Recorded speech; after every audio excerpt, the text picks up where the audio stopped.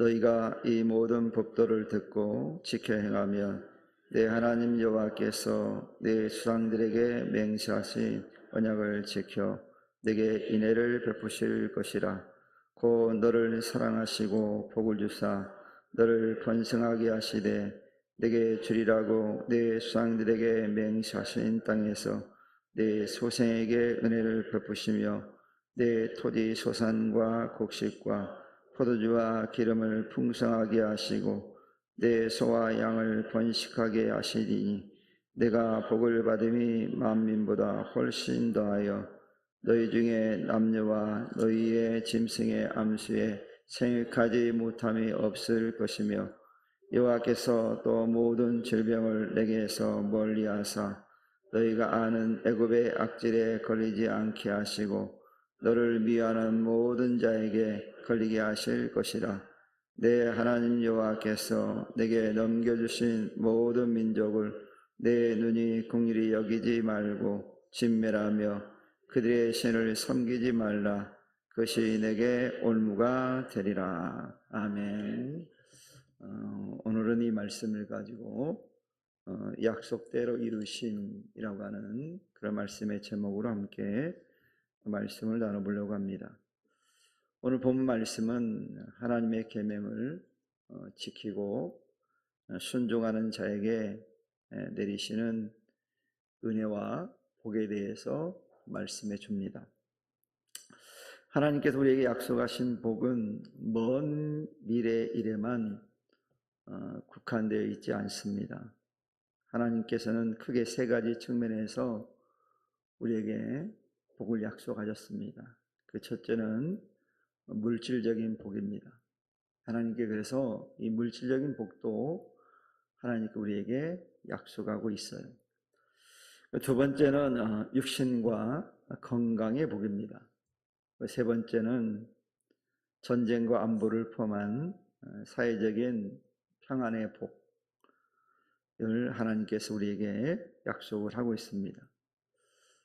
저는 오늘 말씀을 통해서 이 세 가지 복 가운데 물질적인 풍요, 그 육신의 건강에 임하는 하나님의 약속과 복에 대해서 여러분과 함께 은혜를 나눠보기를 원합니다.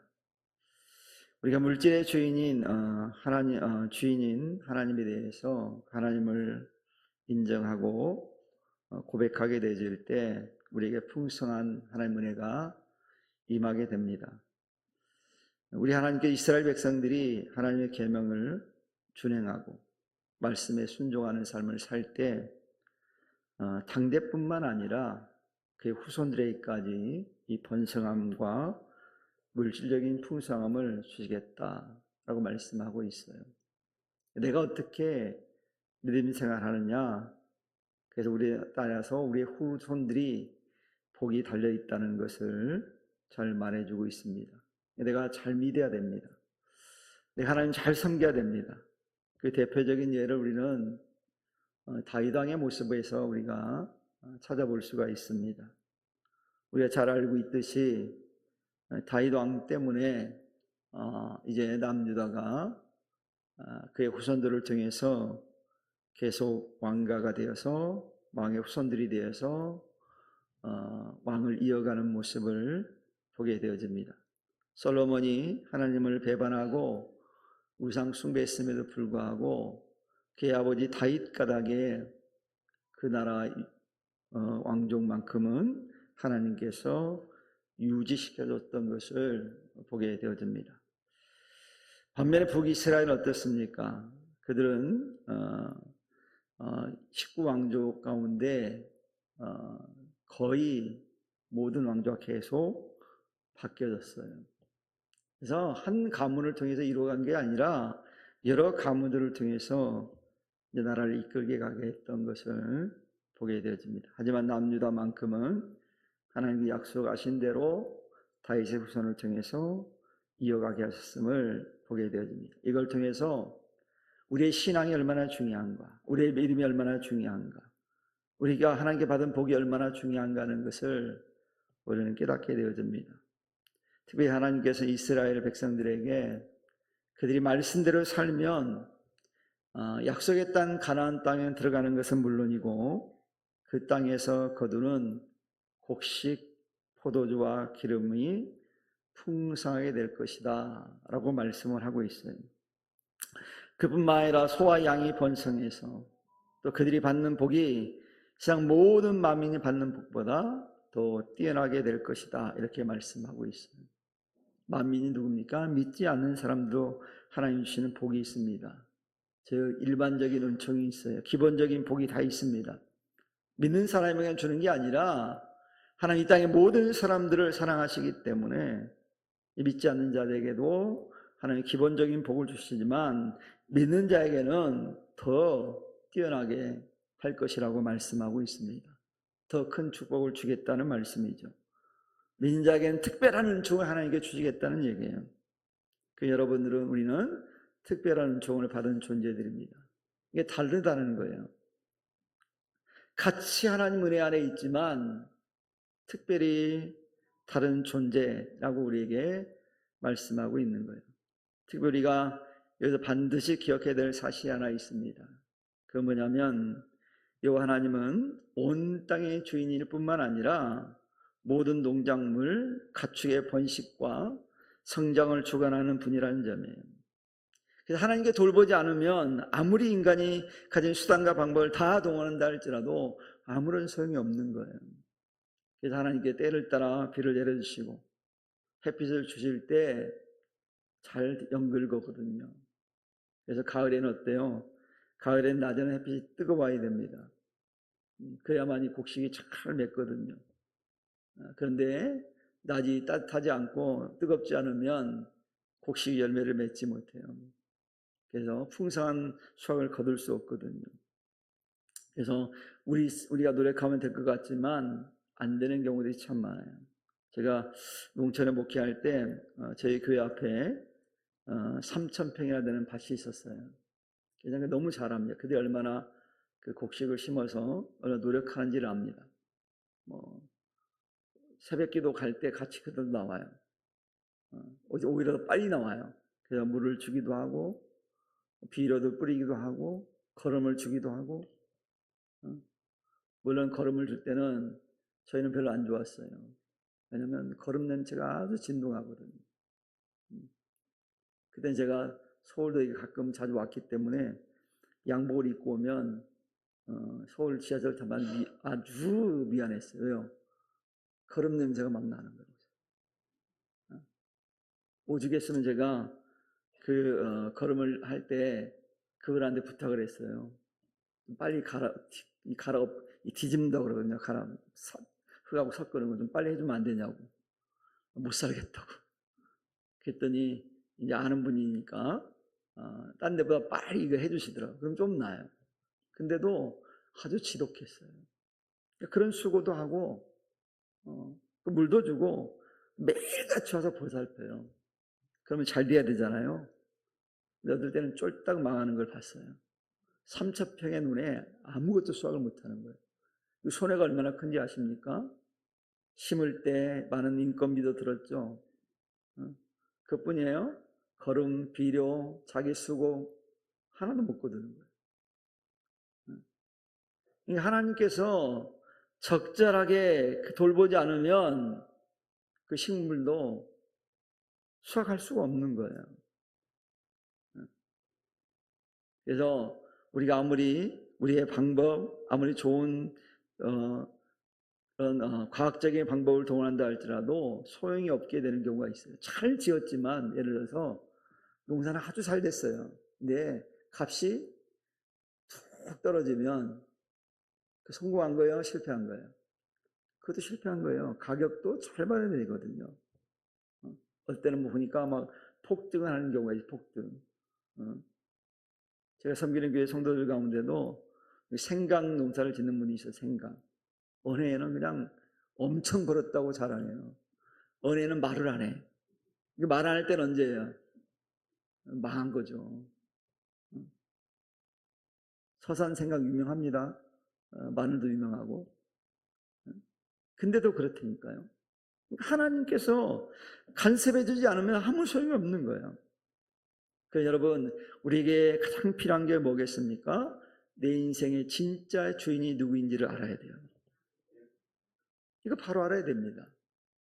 믿으면 다 알 것 같죠? 그 얼마나 좋겠어요. 믿으면 다 알아야 되는데 이게 정상인데 믿어도 잘 모르는 사람들이 있더라고요. 주님을 진짜 주인으로 섬기지 못하고 여전히 재는 분들이 있어요. 진짜일까 가짜일까 중간에 딱 있어요. 유리할 때는 이쪽으로 가고 불리하면 이쪽으로 가고. 그러면 안 돼요. 온전히 주인께 자기 소유를 맡길 수 있어야 되는 거예요. 근데 이 땅에 많은 사람들이 오늘날 마치 자기 자신이 자기 삶의 물질의 주인인 것처럼 착각하고 사는 사람들이 있어요. 돈은요, 여러분, 한순간에 날아간다는 거 아시죠? 쑥 지나갈 수 있어요. 그래서 여러분, 수입이 아무리 많아도 나가는 게 많으면 어때요? 아무 소용이 없는 거예요. 장사를 할 때 뭘 잘해야 돼요? 값을 제대로 받고 팔아야 되겠죠. 어떤 분들은 보니까 장사할 때 장사가 잘 된다고 그러는데 늘 망한 사람이 있어요. 장사가 잘 됐는데 망했다. 왜 그럴까요? 장사가 잘 됐는데 망했대요. 이해되세요? 저 이해가 안 되더라고요. 가만히 분석해 보니까 이유가 있어요. 장사가 잘 됐는데 망한 사람은요, 계산을 잘못해서 그래요. 어떤 계산이요? 인건비도 계산해야 되고 재료비도 계산해야 되고, 그래서 적절한 가격을 물어야 되는데 어때요? 마음만 좋아가지고 가격을 싸게 하는 거예요. 그럼 남아요, 안 남아요? 재료는 한 2,000원 들었는데 판매를 1,800원에 파는 거예요. 그럼 시작부터 뭐예요? 200원 밑주고 시작하는 거예요. 그럼 자기 노력한 거, 전기세, 기름, 이 따져보면 엄청나거든요.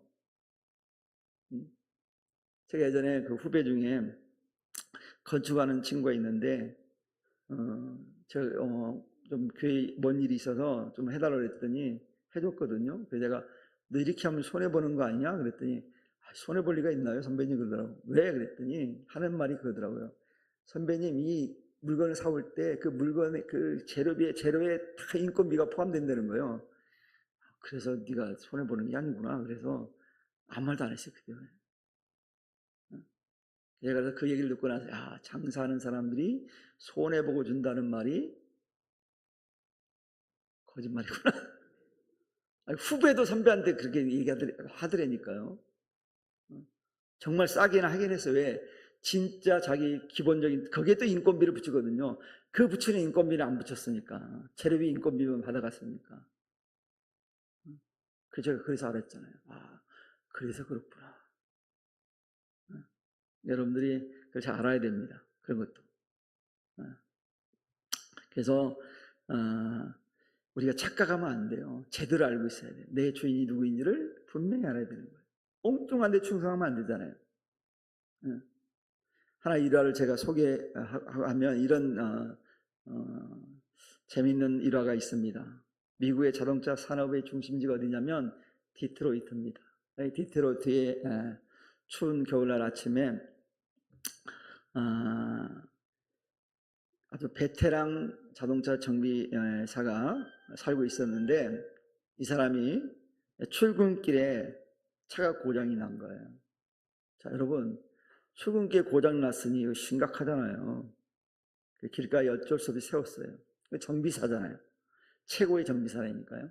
막 고장 원인을 찾으려고 막 꼼꼼하게 살펴봤어요. 찾았을까요? 못 찾아줄까요? 네? 못 찾았으니까 이렇게 얘기하죠. 이 사람이 못 찾았어요. 아무리 살펴봐도 모르겠는 거예요. 근데 날씨는 점점 추워지니까 여러분 얼마나 이 사람이 당황했겠습니까? 근데 마침 지나가던 멋진 세단 한 대가 딱 멈췄어요. 근데 거기서 한 노신사가 딱 내리는 거예요. 그리고 다정하게 그 정비사에게 물었어요. 도와드릴까요? 순간 이 정비사가 속으로 이렇게 생각했어요. 디트로이트에서 내가 제일 가는 정비사인데 내가 못 고치는 차를 당신이 어떻게 고친단 말인가. 속으로 내뱉으면 안 돼. 이런 얘기는 속으로만 해야지. 그러면서 속으로 그 노신사를 비웃었어요. 근데 이 노신사가 아랑곳하지 않고 차 본닛을 탁 열어보더니 군데군데를 여러 군데 만졌대요. 만지고 난 다음에 그 정비사에게 시동을 한번 걸어보십시오. 정비사가 기대감 없이 키를 딱 돌렸는데 켜졌을까요? 안 켜졌을까요? 켜졌으니까 얘기하겠죠? 켜진 거예요. 놀랄 일이잖아요. 자기가 디트로이트에서 최고 가는 정비사인데 자기를 못 고쳤는데 이 노시사가 손쉽게 너무 쉽게 고쳐버리니까 얼마나 놀랐겠습니까? 그래서 이 정비사가 물었어요. 도대체 어르신은 누구시길래 제가 못 고친 차를 이렇게 금방 고치십니까?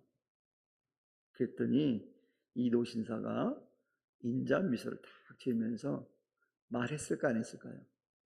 말 안 했어요. 말 안 하고 명함 탁 주고 가더라는 거예요. 그 명함이 뭐라고 써있을까요? 네? 아시는 분? 커피 쿠폰 요즘 출연할 때막 커피 쿠폰 내가 싼다. 아시는 분? 아침에 일부 예배 드린 사람 말고 그 말하면 안 돼. 그쵸? 정음재 집사님이야. 이 커피 하나 보내드려야겠네. 누구라고요? 헨리 포드. 자동차를 모르는 사람 몰라. 헨리 포드 그래도 포드가 뭐 하는 사람이야? 포드사의 창립자예요. 그 차를 만들었던 창립자이기 때문에 그 제작자이기 때문에 어디가 문제가 있는지 어떻게 고쳐야 되는지를 가장 잘 알고 있었다는 거예요. 이게 쉽죠. 이런 거 좀 사랑하는 성도 여러분, 여호와 하나님 바로 우리 인생의 누굽니까? 창조주예요. 나를 만드신 분이에요. 그러니까 우리의 주인이죠. 그러니까 우리에 대해 누가 가장 잘 아실까요? 우리 하나님 우리에 대해 가장 잘 알고 있어요. 그러니 우리 인생의 주인이 주님이심을 겸손히 고백하는 순간 비로소 우리가 하나님의 소유가 된 거예요. 하나님의 소유가 되면 누가 그 사람들은 누가 책임져요? 하나님 책임지죠. 여러분 아무리 나쁜 사람도요 자기 거 해야 되는 애착은 다 있습니다. 그렇잖아요. 다 애착이 있잖아요. 여러분 주변에 보면 요즘 내가 이러면 안 되는데 아직도 제가 혈기가 좀 있나 봐. 길게 지나가기 담배꽁초로 막 열이 확확 나. 딴 건 화가 안 나. 쓰레기 담배꽁초에 버리는 사람 보면 화가 나. 손모가지를 부러뜨릴 수도 없고 속으로 그러고 다녀요. 속으로. 아니 왜 버리는 거죠? 쓰레기를 길거리에? 자기 집 안방에 버릴까요? 아니 엘리베이터에 왜 침을 뱉는 거죠? 이해가 안 가. 자기 안방에 침을 뱉을까요? 이해가 안 가는 거예요. 자기 안방에 담배꽁초 버리겠어요? 불나는데? 이해가 안 돼. 자기 집 안방이라 생각하면 버리겠어요? 다른 사람한테 피해를 주잖아요.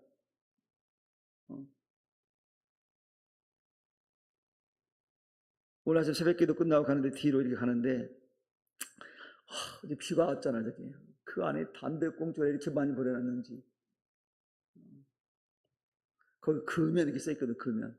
그 자세하게 써있어요. 여기 학원이 있기 때문에 민원이 되기 때문에 여기 피우면 안 됩니다. 엄청 피해되고 꽁초도 엄청 버리고 왔어요. 이 버리고 간 사람은 속으로 욕하면서 제가 치웠어요. 이해가 안 되니까 왜 버리는 거야 도대체. 갖다 버린 쓰레기도 자기 집 쓰레기통이 있을 거 아니야. 자기 가게에 쓰레기통이 있을 거 아니에요. 이렇게 얘기하는 우리 성도님 중에 길거리 쓰레기에 버린 사람 있으면 가다가 걸리면 나한테 속으로 욕할 거예요.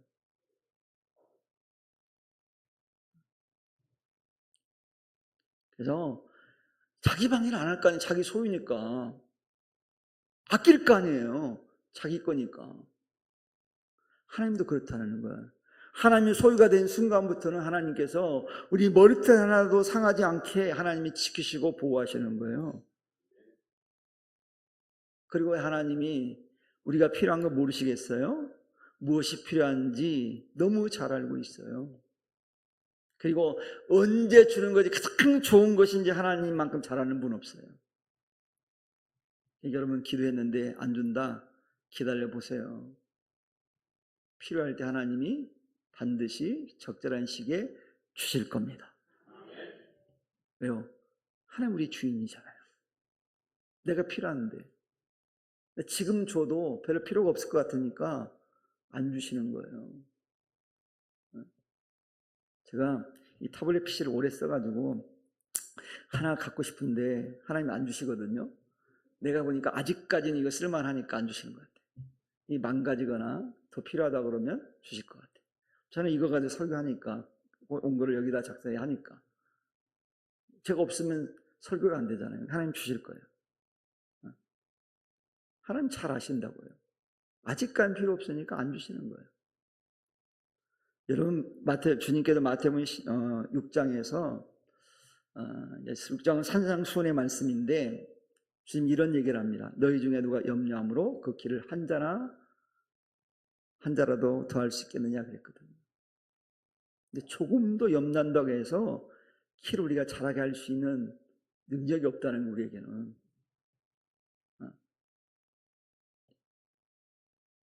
키 작은 분들은 키 크고 싶죠. 그렇잖아요. 저도 여기서 조금만 더 컸으면 제가 몸의 비율이 좋거든요. 의외로. 그러니까 좀만 더 컸으면 더 좋았을 텐데 라고 할 때가 있었어요. 지금은 그렇지 않고. 근데 제 마음대로 돼요? 안 돼요. 그럼 우리 어머니가 하던 얘기가 있어요. 야, 너 못 먹어서 안 컸다고. 누나들이 밥을 조금 줘서 안 컸다고 그런 얘기 하시는데 제가 예전에 어릴 때 누나들하고 살았거든요. 셋째 누나가 있는데 셋째 누나가 이게 정확한 누나였어요. 그래서 셋이 살면 밥 3공기 나오면 남는 게 없어요. 밥을 정확하게 그렇게.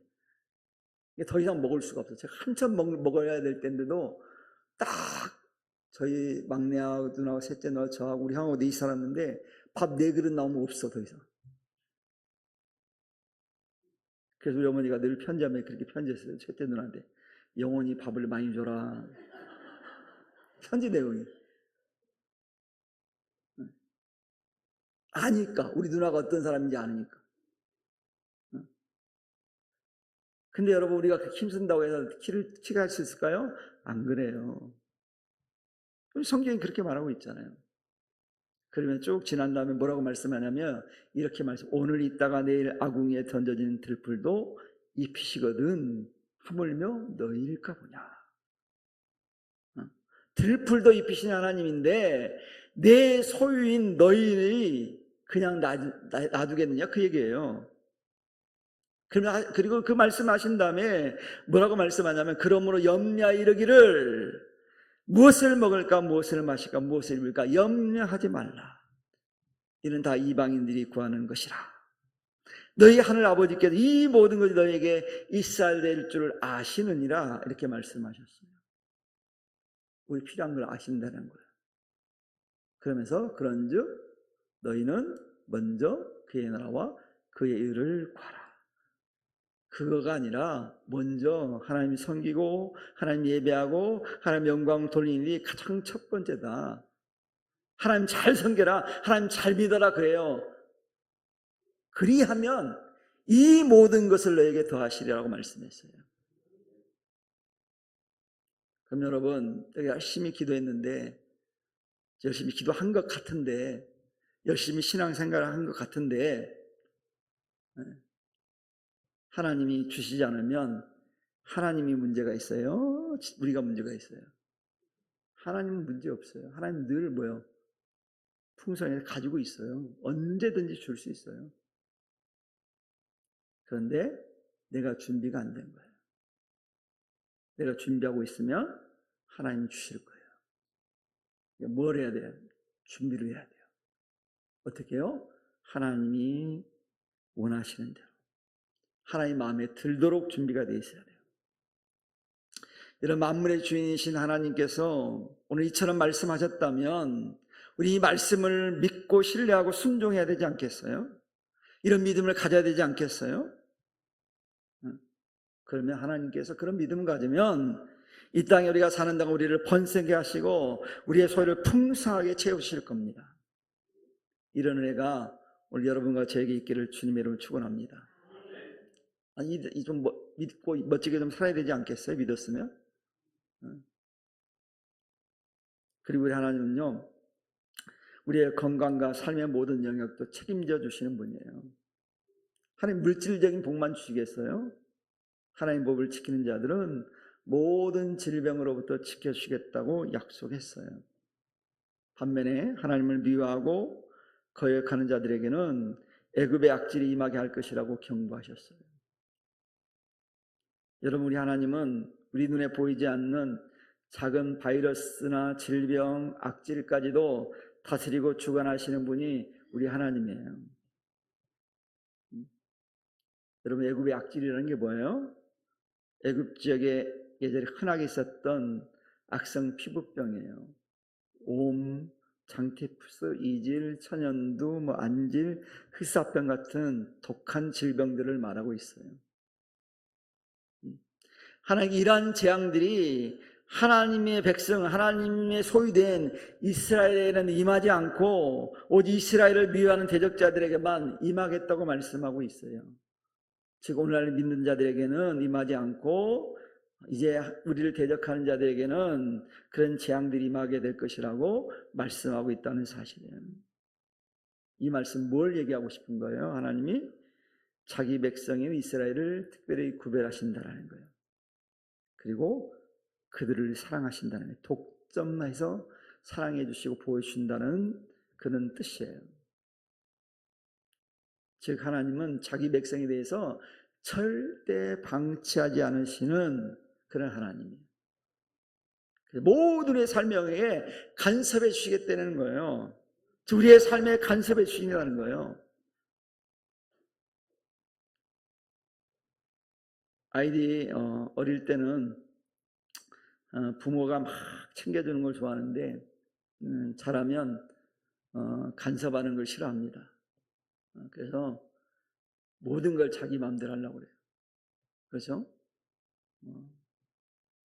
그래서 직업을 선택하는 데 있어서도 부모가 의논하는 자녀 있어요, 없어요? 없잖아요. 아버지, 엄마, 내가 이런 걸 해보려고 그러는데 의견이 어떠세요? 물어보는 자녀 혹시 있어요? 우리 애들도 착한데 안 물어보더라고. 지네 결정해가 통보하더라고. 아버지, 엄마, 이거 하기로 했어요. 통보지 의논 안 해요. 아마 대부분 다 그럴걸요? 직장을 옮길 때도 의논하고 옮겨요? 우리 아들, 딸은 직장 옮길 때 나랑 의논하고 옮긴다. 손 들어보세요. 하나도 없네. 그런데니까요. 정말 지혜로운 자녀는요, 한 번쯤 그래도 물어보는 게 좋아요, 부모에게. 더 오래 살았으니까, 경험이 있으니까, 조언을 해줄 수 있잖아요, 조언을. 근데 하나님은 어떤 분이에요? 하나님은 더 위대하신 분이잖아요. 하나님께 물어야죠. 여러분, 예수님께서 누가복음 21장 10절 18절 말씀 등에서 이런 말씀을 합니다. 또 너희가 내 이름으로 말미암아 모든 사람에게 미움을 받을 것이나 너희 머리털 하나도 상하지 아니하리라. 미움을 받을지언정 머리털 하나도 상하지 않게 하나님께서 철저하게 보호하시겠대요. 그래서 의지하는 자녀는 부모가 어릴 때 어때요? 철저하게 보호해 주잖아요. 그렇잖아요. 부모의 품에 있으니까 부모가 꼭 보호해줘요. 떠나버리면 어때요? 보호 안 하죠. 이제 자기 마음대로 사는데 뭘 보호가 돼요? 하나님도 마찬가지예요. 자기 뜻대로 자기 의지에 자기 마음대로 사는 자들에 대해서는 하나님이 굳이 보호하시겠다고 억지로 끌어오진 않아요.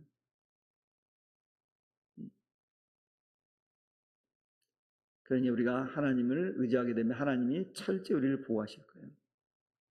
우리가 주님을 섬기다 보면 때로는 세상에서 어려움을 당하기도 하고 오해를 받을 수도 있어요. 근데 중요한 것은 하나님 안에 있는 자는 결코 우리의 원수가 우리를 해치지 못한다라는 거예요. 성경에 대표적인 예가 나옵니다. 다니엘이요, 하나님 말씀에 순종하느라고 기도하는 삶을 살았어요. 우상 숭배하지 않았어요. 그것 때문에 미움을 사가지고 사자굴에 던져집니다. 사자굴도 그냥 사자굴이 아니라 굶주린 사자굴. 사자는요, 사냥을 할 때 배고프면 사냥을 안 한대요. 참, 배고프면 사냥하고 배부르면 사냥 안 한대요. 그러니까 배고프다는, 굶주렸다는 건 뭐예요? 먹잇감이잖아요. 사람이 공격하죠. 그래서 다니엘을 공격 안 했어요. 그들이 품어주잖아요. 머리털 하나 상하지 않았어요. 근데 다니엘을 모함했던 그 신하들은 이제 결국 왕이 알고 그들을 사자굴에 집어넣었을 때 성경에 뭐라고 되어 있는지 아세요? 떨어지기 전에 사자들이 삼켜버렸대요. 얼마나 굶주렸습니까? 근데 다니엘은 하나님 완벽하게 지켜주셨어요. 이런 은혜가 여러분에게 있기를 축원합니다. 여러분, 영국의 위대한 기도의 사람 조지 물러 목사님이 있습니다. 이분은 고아의 아버지라고도 불려요. 그래서 그는 평생 고아원을 운영하면서 수천 명의 고아들을 먹이고 키웠습니다. 근데 놀라운 건요, 그분이 고아원을 하면서 한 번도 다른 사람에게 손을 벌린 적이 없어요. 도와주십시오 한 적이 없어요. 뭐 어떻게 고아원을 운영했을까요? 기도로. 그래서 조지 물러 목사님에 대한 대표적인 이야기가 뭐냐면 5만 번 기도 응답받았대요. 5만 번. 몇 번이요? 5만 번. 그런 분이에요. 그분에 대한 일화가 있는데, 한 번은 이분이 고아원에 양식이 완전히 떨어지는 거예요. 아무것도 없는 거예요. 그러니까 먹을 양식이. 아침에 아이들에게 줄 빵 한 조각도 없는 거예요. 위기잖아요. 위기. 다 굶잖아요. 근데 이 조지 물런 목사님은 전혀 당황하지 않고 아이들을 다 식탁에 앉혔어요. 식탁에 아무것도 없는데 식탁에 앉힌 거예요. 그리고 하나님 앞에 기도를 드렸습니다. 뭐라고요? 하나님, 오늘 또 우리의 필요를 채워줄 줄을 믿고 감사합니다. 여러분, 기도가 끝났을 때 놀라운 일이 벌어졌어요.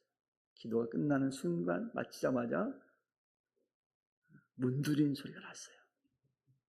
나가봤더니 근처 제빵소 주인이 밤새 성령님의 감동을 받아서 빵을 밤새 구워서 가져온 거예요. 우리 성도님 이런 감동을 좀 받았으면 좋겠어요. 성령의 감동을 받아서 밤새. 저는요, 조지 물러 목사님의 기도도 놀랍지만 이 제빵소 주인이 성령의 음성을 듣고 그걸 실천한 것도 참 놀라워요. 제가 예전에 젊을 때 대학사역을, 부천대학에서 대학사역을 한 적이 있습니다. 매년 여름과 겨울에 수련회를 갔거든요. 대학생들 한 4, 50명 데리고 수련회를 갔는데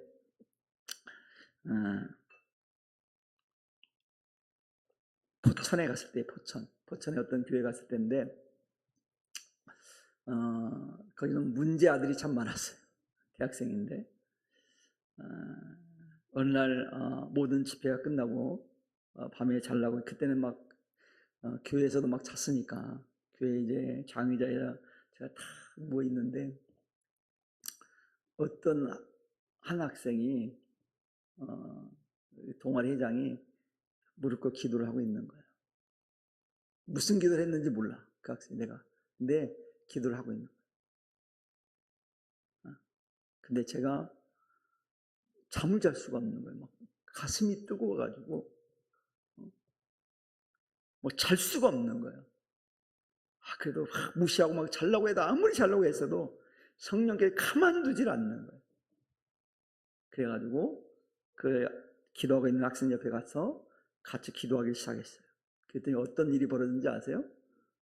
그 40~50명 되는 아이들이 하나씩 하나씩 깨가지고 와서 그 밤에 성령이 강력하게 임했어요. 그래서 아픈 아이들이 치유받고 이런 놀라운 마음이 상한 자들이 치유받고 문제 해결받는 역사가 막 그 밤에 일어났어요. 새벽 5시까지 기도했어요. 성령이 하지 않으면 불가능하거든요. 지난 지난주가 그때 치유받던 그 여학생이었던 애가, 애라고 그러니까 이상하네. 그 50이 다 됐는데 지금 목사님 밥 사드릴게 와가지고 밥 사줘가지고 밥 먹었어요. 그런 일이 일어나거든요. 성령이 역사하면. 그러니 조지 뮬러 목사님이 기도했을 때 이 제빵소 주인에게 성령이 역사한 거예요. 그래서 빵을 가져온 거예요. 밤새 구워서. 쉽지 않잖아요. 여러분들도 성령이 감동이 올 때 멈추면 안 돼요. 응답하시기를 축원합니다. 그 뒤에 더 놀라운 일이 벌어졌어요. 우유 배달하는 수레가 하필이면 그 시간에 고안 앞에서 고장이 나버렸어요. 지금 냉장고가 있으니까 우유를 오래 보관할 수 있죠. 근데 어디 냉장고가 있어요. 그래서 이 우유 기사가 우유가 상하기 전에 아이들에게 나눠주고 싶다 그러며 그 우유를 가지고 온 거예요. 여러분, 이 고안에 지금 필요한 게 뭐예요?